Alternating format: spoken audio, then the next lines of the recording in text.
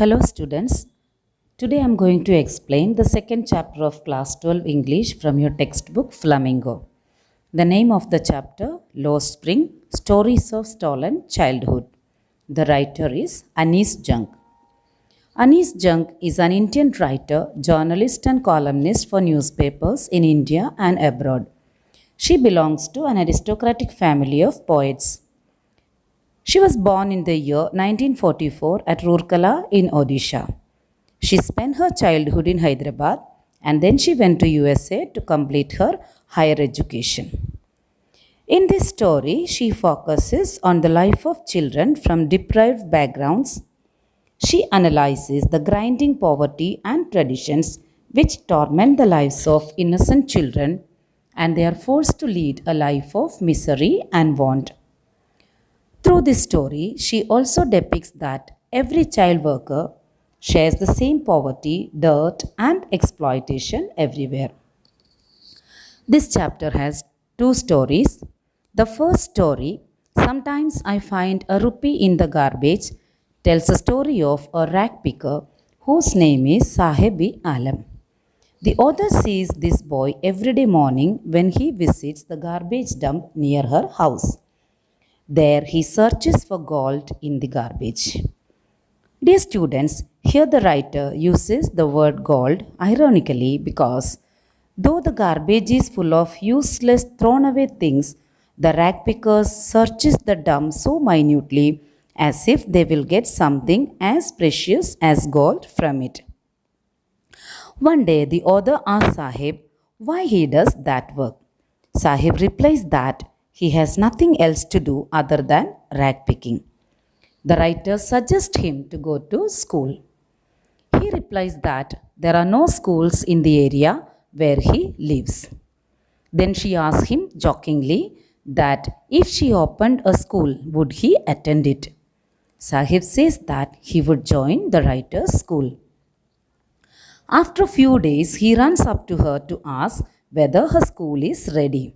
The writer replies that it takes a lot of time to build a school.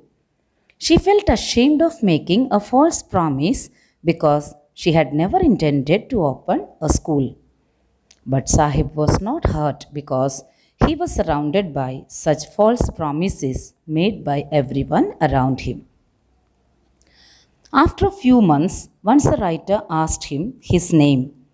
He said that his name was Sahebi Alam. She thought that the boy did not know the meaning of his name, and if he came to know that his name meant Lord of the Universe, he would not be able to believe it because his name was just the opposite to his life. He went around the streets with a group of friends. It was like an army of boys, and some of them did not wear any footwear. Some were wearing torn and some were wearing different shoes on both feet. They appeared in the morning like the morning birds and disappeared at noon. Most of these rag pickers live in Simapuri, which is a place on the periphery of Delhi. There is no sign of any development and progress in Simapuri. The houses there are made of mud. They have roofs of tin and tarpaulin.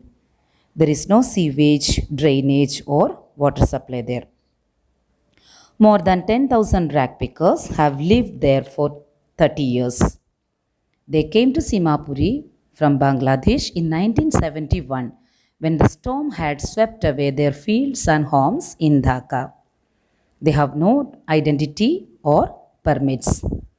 They have only ration cards so that their names are enlisted in the voters list and they can vote and buy the grains. For these people, food is more important than identity.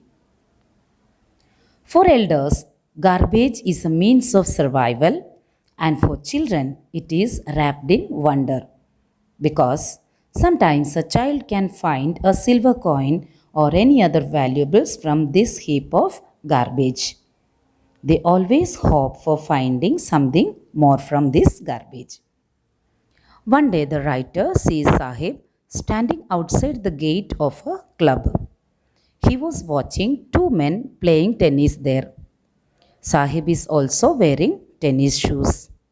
They are the discarded shoes of some rich boy who refused to wear them because of a hole in one of them. For Sahib, even the shoes with a hole is a dream come true. Now Sahib works in a tea stall. He gets 800 rupees and all his meals from there. The writer met him when he was carrying a steel canister which seems heavier than the plastic bag that he used to carry on his shoulder. Now the writer feels that his face has lost the carefree look that he used to have when he was doing rag picking. Now he is an employee and the canister belongs to the shop owner. Sahib becomes sad as he realizes that he is no longer his master. And the loss of identity weighs heavily on his tender shoulders.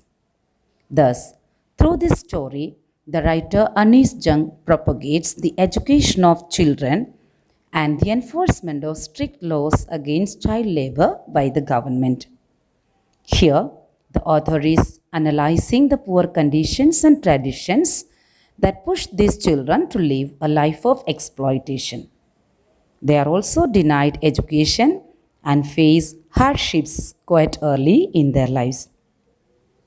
The message is to put an end to child exploitation and let all the children enjoy their days of the spring and joy.